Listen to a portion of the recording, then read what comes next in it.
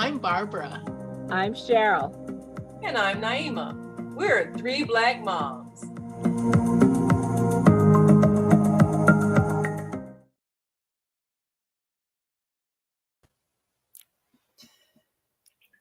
You know, if you've got children and you're thinking about how you want them to have access to what you might consider better schools or a diverse amount of activities, you might even move to an area where your family is a racial minority, or you might send your children to a program that's not offered in your neighborhood, something like tennis or ice skating or something that might not be what your particular ethnic group usually participates in.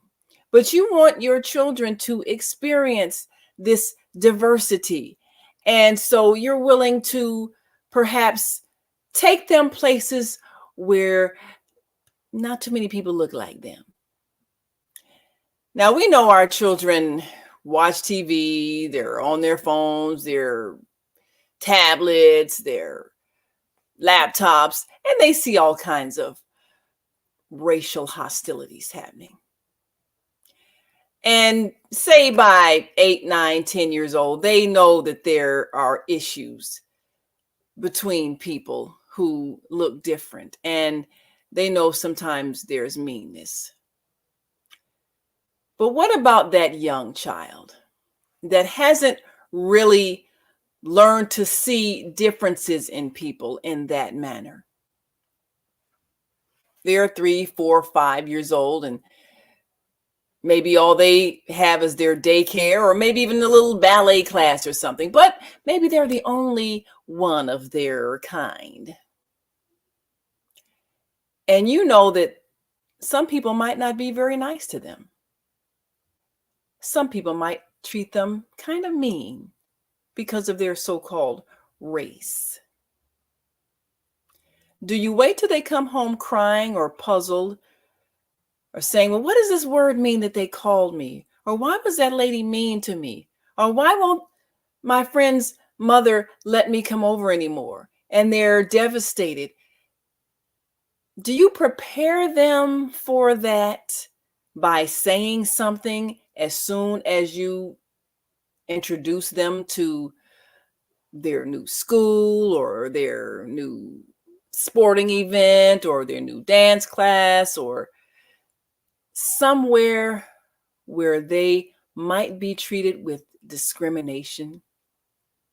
How do you talk about it in a way that reinforces their sense of self-esteem, but also prepares them for the reality that sometimes people are mean to them for no good reason, and it's not their fault? How do you do that in a way that keeps them from being paranoid about people of other so-called races? How early is it too early to talk about racial prejudice? Well, sisters, we've all raised children in diverse situations, in situations where others may not have been kind, and our children may or may not have been aware that they were experiencing racial prejudice because they were too young to know. But their feelings may have gotten hurt. How do we introduce racial prejudice in a way that does not poison our children's minds or make them paranoid? What do you think? The first thing that I think is that we have to be wise enough, like you said, Naima, to know how to bring up a subject as sensitive as this, especially to very young children. We want to be a generation or raising a generation of children who are thoughtful, informed, and brave about race. This is the line that is given in a group that I follow called Embrace Race. All one word, embracerace.org. And they teach lessons, they have seminars, webinars, surveys teaching us and showing us how to deal with race in a kind way, especially with young children. They actually have an actual ongoing seminar in which they talk about how to raise thoughtful, brave, informed children about race and bringing it up in a way that does not cause them fear or anxiety. Now, I will tell you a thing that took me by surprise that I found myself fumbling, stumbling. It was when I took Lavinia, who was probably 5 or 6, to the DuSable Museum. Eric and I had not been there before, but we had those free passes where you could go to any museum in Chicago. And we thought, oh man, I've always wanted to go to DuSable, let me go. And so we went, and some of the exhibits were very explicit on the slave experience. And I'm trying to remember even if I had all 3 of them, because Lavinia would have been 6. So that means I brought John and Lorelei too, who would have been about 3.5. And I remember Lavinia actually asking me, pointing at a racial slur with a sign saying free slaves, or not free, but this amount of money for these people.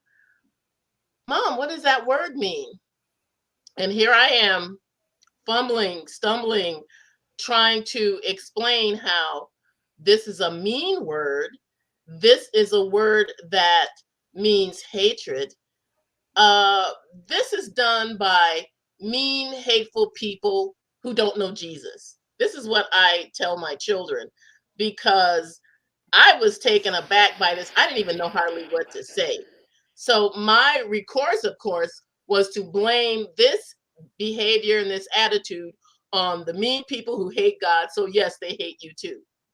Now, I also have to say that when children are young, they do not ascribe anything derogatory towards skin color. They might, like even the young students that I have, the preschool, oh, Miss Barbara, you have pretty brown skin. So to them, brown is pretty because that's a color. But somewhere along the line, children are taught by their parents either through fear, either through anxiety, either through their own bad experiences, and they pass that on to their children. And then their children grow up not knowing how to handle prejudice, not understanding prejudice, not recognizing prejudice, not knowing why does this person act mean to me when I have done nothing wrong. So I would pass on the information from embracerace.org that is done by many mixed race couples raising mixed race kids and Black children and children of other races, because they know how to find the wording to talk about a sensitive subject like this in a way that is not threatening, that is self-affirming at the same time, but recognizing that yes, there are mean people in the world. There are mean people who tell their children mean things. And the younger they are, the kinder you want to be in saying, these are mean, bad people. I'm sorry, they're mean, bad people. Mean bad people. Okay. So how do you express that without making your child prejudiced against people who look like the mean bad people? What do Well, you say? well, okay, let me have a few. I have a few thoughts on this. One, babies, just a few months old can tell differences. Yeah. Even though they may not ascribe negativity, but depending on the parent's implicit subconscious bias, maybe, you have your baby and you step into an elevator and there's a black man there, where all of a sudden they're looking at mom's face and mom suddenly gets tense. That baby has already decided that this is a bad thing, that this is a negative reaction, looking at mom's body language and feeling mom's tension. So this happens. Also, I've seen studies where children, very, very young, both black and white, will describe children who are white in pictures as the good child, the pretty child, and the smart child. While the darker the skin kids, they will say, oh, that's the bad child, that's the dumb child, that's the ugly child.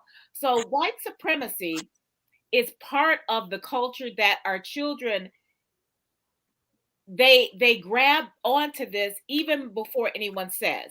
And no, we don't want to say, well, we're raising our children to be colorblind, because no one is colorblind. If you say, oh, I don't see race, okay, now describe me. Now, how are you going to describe me to somebody who doesn't know what I look like? You're going to say, oh, she's wearing a dark shirt. Okay, but what am I wearing that the day that that you meet up with me if I'm wearing something light?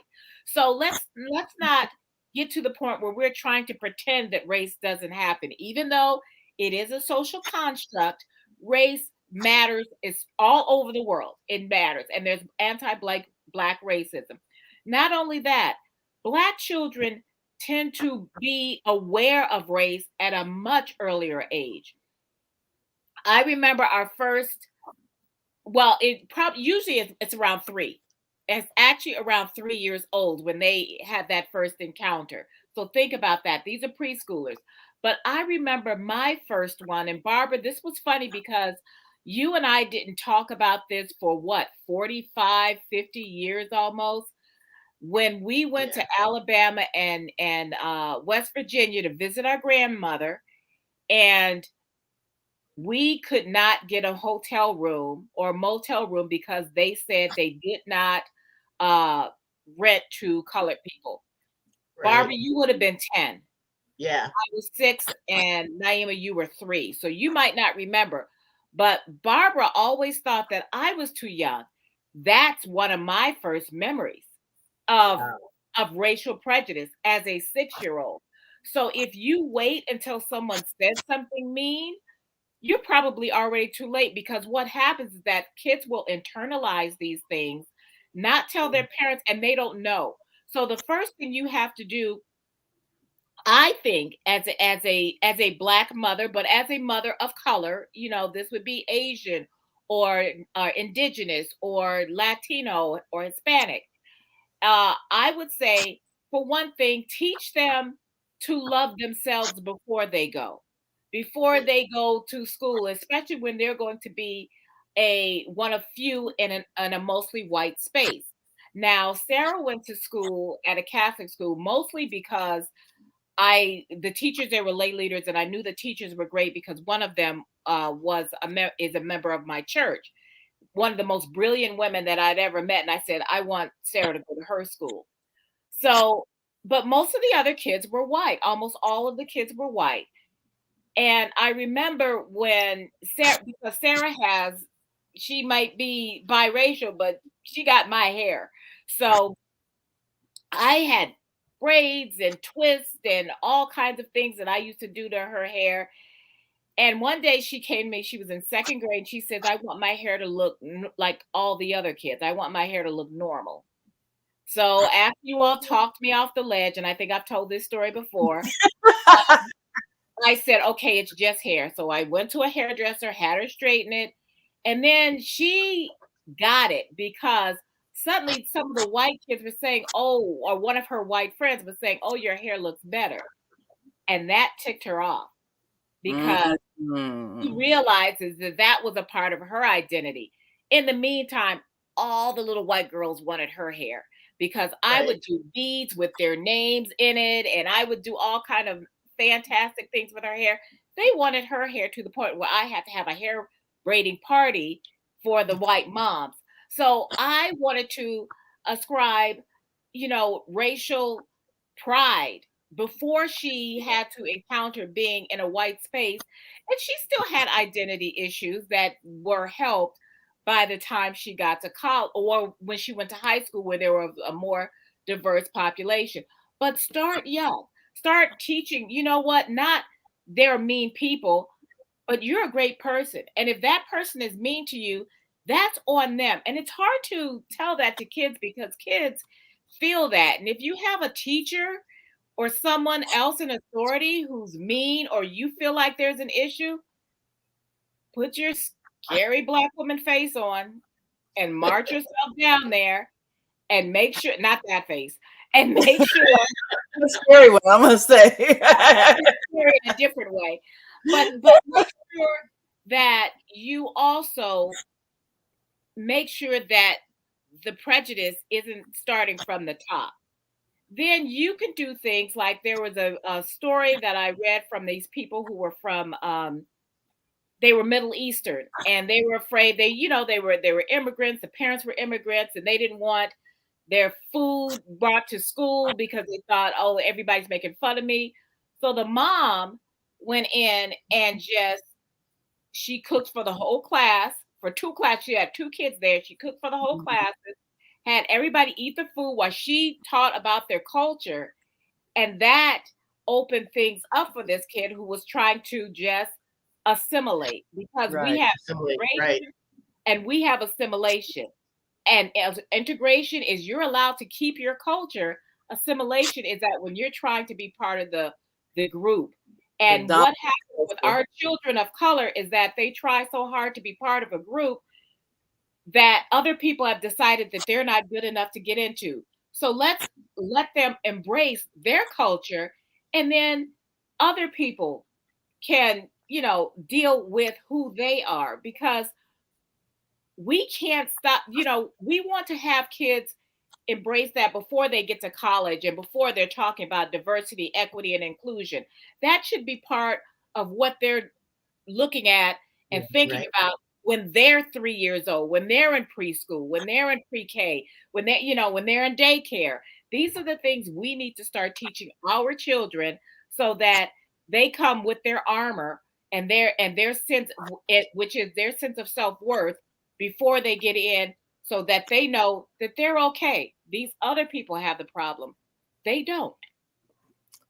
And I will say, when my kids were younger and were going to this private Christian school, and they decided the teachers wanted to talk about race. It was a small class, of course, but there was my daughter, her friend, and a couple of other kids who were mixed race who were in that class.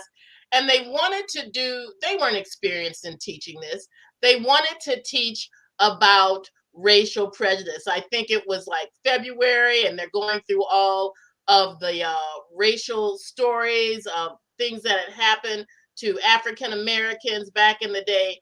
And so they want to give a definition of racism. And somehow the kids, in their innocence, came up with this idea, oh, racism means that you're not allowed to run with your friends, or you can't be with your friends. I think these kids were probably third graders, and they still did not grasp what the teachers were trying to teach, because they were all young, they were all friends. They saw that separation as being, oh, this is when people try to keep you from being with your friends. And I think that was as far as our teachers could go, because it gets to be a little bit scary if you have not had some kind of training. You are afraid of saying the wrong thing.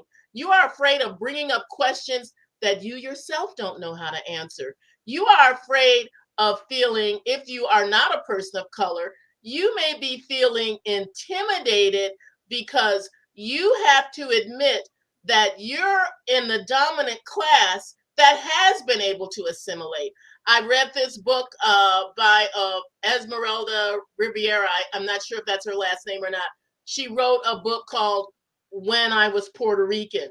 And then there was another book that I read by someone who was When I Stopped Being Irish. And it's like all of the white races are able to assimilate, but people with skin color, no matter how much money you make, no matter where you live, no matter who you vote for, no matter how nicely you dress or how well you speak the English language, you are not going to be able to assimilate the way other races have assimilated and become what we call the white culture, the white race. You know, I'm sorry, it just happened. It's just been that way. And that's actually good, because you don't want a melting pot, you want a fruit salad.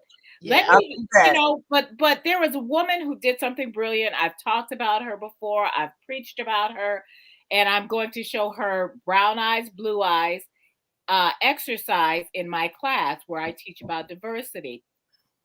Dr. Oh James yeah. Elliott. Oh yeah. Yeah. She has done this, and she did it after Martin Luther King. It first happened. She was an Iowa school teacher. She did this. I think the kids were fourth graders. I think fourth. Yeah. I want I to say think they were so. fourth. They were either third or fourth grade. Third or fourth grade. But it affected them their entire life, and it just goes to show. And please, if you have never seen this, I first saw her on Oprah many years ago. She's elderly now, but Yeah, that was a good in one. she's done this in different settings. Please Google her. You can grab the Say first the name again. and her name is It's called Dr. A Class James Divided. A Class A Class Divided. Divided. And you can find that on YouTube. It's out there, and that will teach your children not only about racial prejudice, because she wanted to teach her all white class what it was like to be Black in this country. And this was Iowa. And there are people who were up at arms feeling like, oh my goodness, how could you do this to these poor white kids?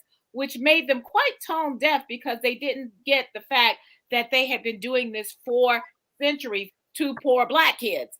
So, but this exercise shows, but where she divides the class between brown eyes and blue eyes, and one group gets all the privileges and the other group gets less.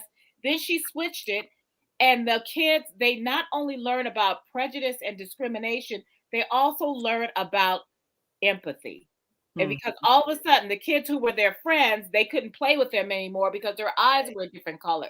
The kids, and it affected their schooling, it affected their everything, their emotions. That was one day. That was one day. So the fact that we, as the global majority, have been dealing with this for hundreds of years, I think something like that can help. If when the kids are young enough.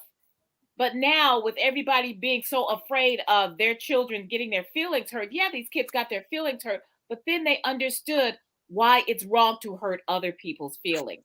Right. And that didn't necessarily poison them, because when they came back as adults, they said, oh yeah, they remembered that, and they just felt like they could treat people the same, because that stuck with them at a time when they were learning about empathy and sympathy, and because it was all white, it really made a point of why making something about color, eyes instead of skin, is so it's the same stupidity. It's the same. Well, it's something that you can't change. It's something that you are born with. That was what made that exercise so powerful, because you can't change your eye color, or your skin color. Yeah, these are things that you were made with.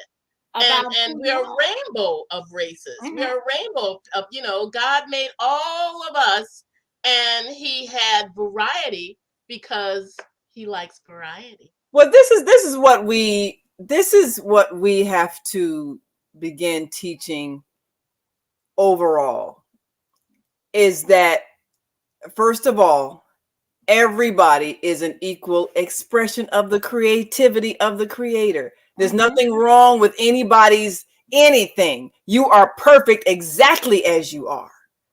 And like you were saying, Cheryl, you have to teach a child self-love before they ever have the experience. And Barbara, like you were saying, you have to make sure that their children know that there is a way you treat people, and that's the standard. If anybody's doing anything other than that, then they're the ones that's in the wrong. You don't have to change something about yourself to fit in. You don't have to feel bad. And then one thing we must stop doing as a people is giving the impression to our children that there is a dominant race. Nobody dominates anything. That's a delusion. This earth is here. We come in to visit for a few years and then we're gone.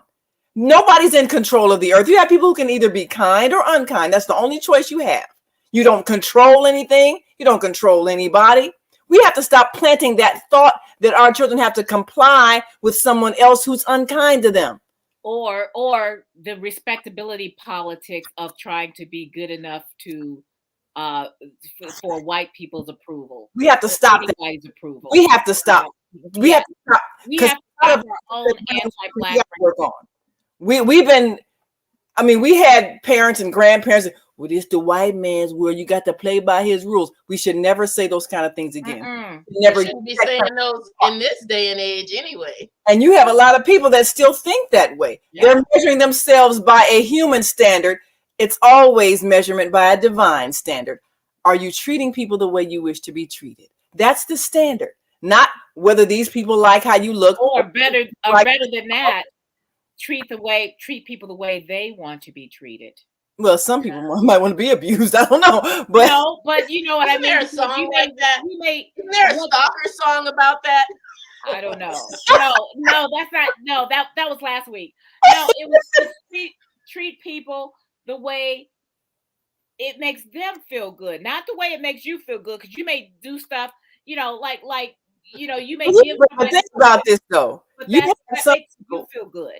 But you have some people who will believe that other people want to be treated bad, or some people, like people who think that's different though. And so if you treat people the way you think they want to be treated, and you got some kind of discriminatory attitude, like, oh, well, women like to be talked to like that. Oh, well, black people, they want this. Oh, those Asians, they like that. I mean, if you start thinking that other people like being treated like second-class citizens, and so you justify meanness, no. Would you want somebody to treat you that way? That's no. Right. So that's you rationalizing, making people feel bad because you don't want to treat people well. Right. And so I think, and I know we got to go soon, but if there's anything we should learn, is that our children have to be instilled with self-love before they go anywhere where they are different, and they have to know that their difference is beautiful. It doesn't mean that they're defective in any way, nor do they have to try to fix something in themselves or alter something in themselves to make themselves acceptable. And that means we got to really love ourselves so we can demonstrate that self-love. From the very beginning, from the first time you check out embracerace.org. That's all one word. I have followed this organization for many years now. They have some excellent teachings on how to introduce racial concepts to children about prejudice and how to help them learn how to accept themselves and others and not be intimidated by the meanness. All right, well, let's do it. Well, that's all for now. Make sure you like and subscribe our Facebook page and our YouTube channel, 3 Black Moms, and make sure you share this with a friend. Until next week, I'm Naima. I'm Cheryl. I'm Barbara. We are 3 Black Moms.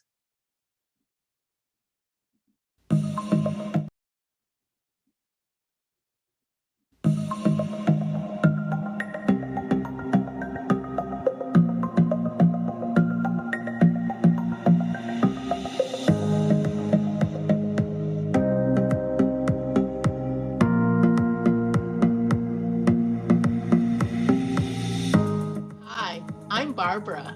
I'm Cheryl. And I'm Naima. We're 3 Black Moms.